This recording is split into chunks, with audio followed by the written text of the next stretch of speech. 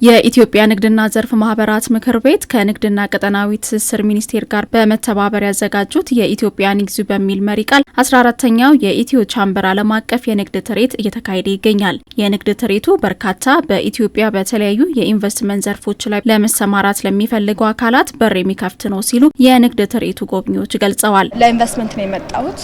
ባሉኝ ሪሶርሶች ባለኝ አቅም አገሬ ላይ ኢንቨስት ለማድረግ ነው የመጣሁት። እኔ አሁን እህሎች ላይ ነው ሜንሊ ኢንቨስትመንቴ ማድረግ የምፈልገው እህሎች ላይ ነው።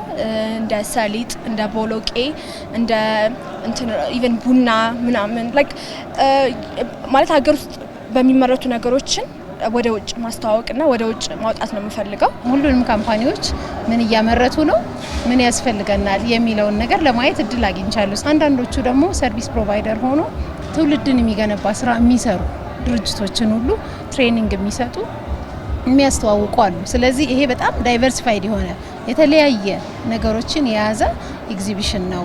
የንግድ ትርኢቱ ከውጭ የሚመጡ የንግድ አካላት የሚሳተፉበት እንደመሆኑ እውቀትና ልምድ ለመለዋወጥና የገበያ ትስስር ለመፍጠር ትልቅ አስተዋጽኦ አለው ሲሉ ምርትና አገልግሎቶቻቸውን ያቀረቡ ተሳታፊዎች ተናግረዋል። የገበያ ትስስርን ይፈጥራል። ሁለተኛ እንደሚታወቀው ትልቁ እንደዚህ አይነት ኢቨንቶች ትልልቅዬ ካምፓኒዎችን እንዲገናኙ እድል ይፈጥራል። ፕላስ ደግሞ እንደዚህ አይነት ትልልቅዬ ኢቨንቶች ከመንግስት ጋር የሚያገናኙበት ሁኔታ አለ። ላይክ እንደ በእኛ መስሪያ ቤት አሁን የተለያዩ የፕሮዳክሽን ላይ ችግሮች አሉና እነኚህን ችግሮች እንደምታዩት የመንግስት ተቋማቶች መጥተው ይጎበኙናል። ያሉትን ችግሮች ኢንፍራስትራክቸሩን በተመለከተ አንዳንድ ችግሮችን መረጃ ወስደውልን ይሄዳሉ ማለት ነው። አገልግሎቱ ዘርፍ በዋናነት አምራቹን ሰፖርት የሚያደርግ ነው። አሁን ኢቭን በአገልግሎት ዘርፎች መካከል የስራ ትስስር አገልግሎት በሕክምና ሊሰጥ ይችላል አንድ ተቋም። የኛ አይነቱ ተቋም ደግሞ በዋናነት የአቅም ግንባታ ስራ፣ የተቋማትን ኤፊሺየንሲ፣ የተቋማትን ውጤታማነት፣ የተቋማትን አደረጃጀት፣ አሰራር ቀልጣፋ ከማድረግ አንጻር ተወዳዳሪ እንዲሆኑ ማድረግ ያስችላል።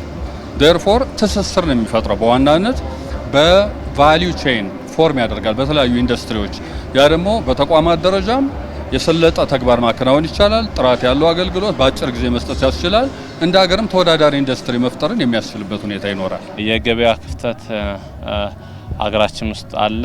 እሱንም ለመፍታት ተብሎ አሁን እየተሰራ ያሉት እንደዚህ ከቻምበር ኦፍ ኮሜርስ ዛሬ ያዘጋጀውን ፕሮግራም እንዳለው ነው። ሌላ ብዙ ፕሮግራሞች ላይ አቴንድ በማድረግ ምርታችንን እያስተዋወቅን እንገኛለን። ከዛሬ ጀምሮ ለ5 ቀናት የሚቆየው 14ኛው የኢትዮ ቻምበር ዓለም አቀፍ የንግድ ትርኢት በዓለም አቀፍ የንግድ ተቋማትና በሀገር ውስጥ ኢንተርፕራይዞች ምርትና አገልግሎቶች ቀርበውበታል። የንግድ ትርኢቱ ለስራ ፈጠራና ለንግድ ስራ የሚያግዙ ቴክኖሎጂዎችም ይተዋወቁበታል ሲሉ ነው የኢትዮጵያ የንግድና ዘርፍ ማህበራት ምክር ቤት ፕሬዝዳንት አቶ ሰብስብ አባፊራ የተናገሩት።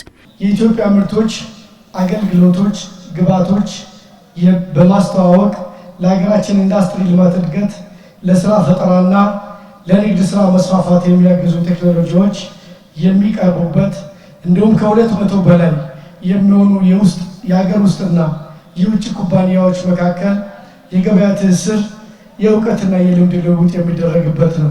የንግድና ቀጠናዊ ትስስር ሚኒስትር ዶክተር ካሳሁን ጎፌ የንግዱ ማህበረሰብ ከሸማቹ ጋር በማገናኘት የዋጋ ንረትን ለማረጋጋት ይረዳል ብለዋል። መንግስት ባደረገው የፖሊሲ ማሻሻያ ባለፉት 7 ወራት ለውጭ ገበያ ከቀረቡ ምርቶች ከ3.8 ቢሊዮን ዶላር በላይ የውጭ ምንዛሪ ገቢ ተገኝቷልም ሲሉ አክለዋል። ባለፉት 7 ወራት ብቻ የተለያዩ ምርቶችን ለውጭ ገበያ በማቅረብ 3.84 ቢሊዮን የአሜሪካን ዶላር የውጭ ምንዛሪ ገቢ ማግኘት ችለናል።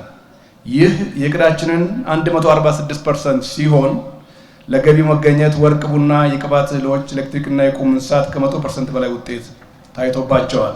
የዘንድሮ 14ኛው ኢትዮ ቻምበር ዓለም አቀፍ የንግድ ትርኢትም በእነዚህ ደማቅ ውጤቶች ታጅቦ የሚካሄድ ነው። የለውጥ ፈርቀዳጅ የሆነው የሀገር በቀል ኢኮኖሚ ሪፎርማችን ተግባር አጠናክረው ወደ ባህል በማሸጋገር በትጋትና በትብብር ከሰራን ከዚህ የላቀ ውጤት ማግኘት እንደምንችል አልጠራጠርም።